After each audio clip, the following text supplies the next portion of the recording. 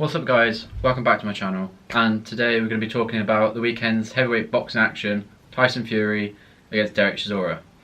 So obviously, as many people were expecting, Tyson Fury TKO'd Derek Chisora in the 10th round after referee stoppage.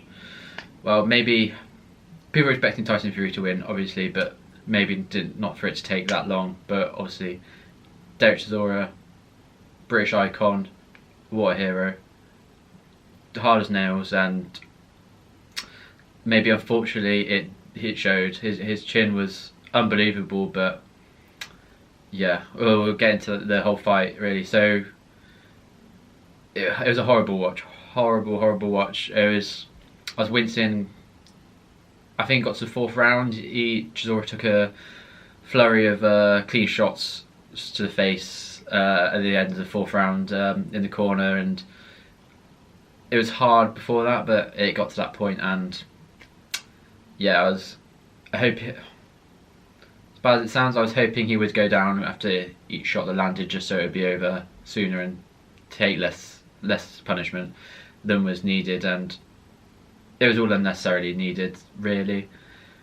He was getting into that ring, the whole matchmaking situation, and if he deserved the title was obviously very questionable, and the difference in quality just really showed here. Obviously Tyson Fury is where he's at, he's the top of the game, arguably top 1, top 2 heavyweights in the world at the moment, maybe one of the best heavyweights of all time.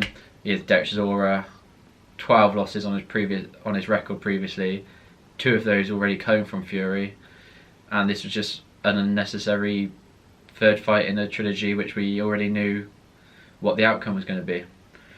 So yeah, Tyson Fury did Tyson Fury things, just outclassed, outboxed him. Derek Chisora did Derek Chisora things, just took a load of shots, but against someone with this much quality, it was hard for him to land any back obviously, and by the end was just taking unnecessary punishment for way too many rounds unnecessarily, in my opinion. I think the corner should have pulled him out earlier. The ref maybe should have stopped it earlier than he did. The ref, yeah, he just took too many punches throughout the whole fight, and then especially in the 10th round, took one too many. For the ref anyway. Yeah, so he called a stop to the fight, which Derek Chisora agreed with, thanked the ref for, but should have been a lot sooner a stoppage, in my opinion, and many people's opinion. It was horrible to watch. It was not how boxing should be enjoyed. It should be a close competitive fight, and that's why many people fell in love with boxing. Competitive fights, not one-sided beatdowns like this.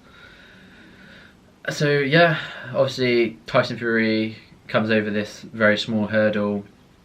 Usyk and Joyce ringside, obviously trying to set up the undisputed fight with Usyk, which I think has to be next, and should be next hopefully. This fight everyone wants to see. I'd love to see that fight. I think it's a brilliant fight. It's 2 of the best heavyweights, 2 of the best boxers in general, pound for pound, that are around at the moment, and I think it will just be brilliant to watch Usyk trying to outbox someone with the size and skill of Tyson Fury. I think it will be a brilliant watch. So hopefully they get that on at the beginning of next year for Undisputed. And then Joe Joyce was trying to get involved at the end there, calling out for Fury to fight him, and obviously Fury said, "Oh yeah, if not Usyk, it'll be Joe Joyce." But I think that fight should be saved till end of next year really. Usyk fight first, and obviously you never know, it could go to a second fight if say Usyk wins and Fury wants that rematch. That'd be just a brilliant second fight if it gets to this point, obviously. So I think Joe Joyce should look elsewhere beforehand for another fight. I think a big domestic fight or international, I'd say a Deontay Wilder fight would be incredible, or Dillian White, Anthony Joshua. I think they'll all be brilliant fights that I think he needs to have one more fight before obviously Fury's going to be ready for his, well, Fury or whoever would be ready for the world title fight. Also, the co-main event, chief support was Daniel Dubois.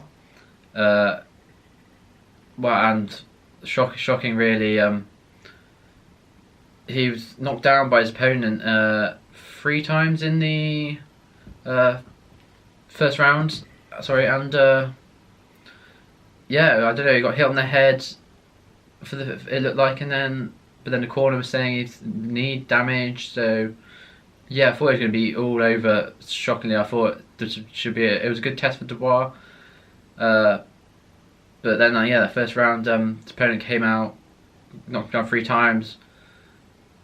Still shaky getting into the second round. Just Dubois keeping it on the jab as told by his corner, but I think his opponent's got to finish him or pressure him more. He's just going to step back, thinking he would wait it out a bit longer and maybe outbox him further on and knock him down again, which I don't think you should do against someone with the power of Dubois, which obviously showed in the third. So TKO in the third round. Dubois, brilliant clean punches.